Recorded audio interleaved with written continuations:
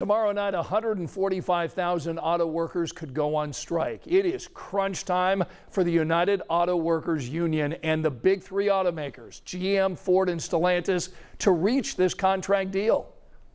We are the union! With just about 24 hours before their contract expires, the United Auto Workers are tonight preparing for a strike. We're absolutely ready for a strike, and I know the UAW is too, but we don't want it to come to a strike. Ford CEO said Tuesday the company sent the union its most generous offer in 80 years, including pay increases, elimination of tiers, inflation protection, 5 weeks of vacation. A source with knowledge tells CNN the Ford wage offer is 16%, with GM a bit more than 16% and Stellantis around 14.5%.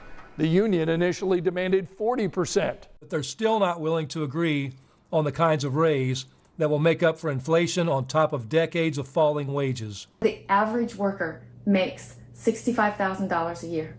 My CEO makes more than that in a day.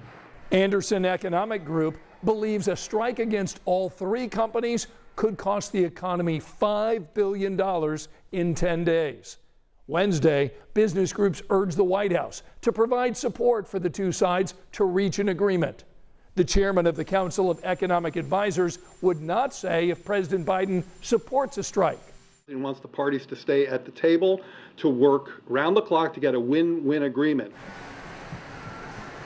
Now, UAW workers have been rallying tonight across Indiana. In fact, we caught up with some of them in Kokomo. This is where GM and Stellantis facilities are located. They told us today this negotiation is all about getting a fair deal. Equal pay, equal benefits. Since the big three have made billions off of our backs, that's why it's important to get our fair share.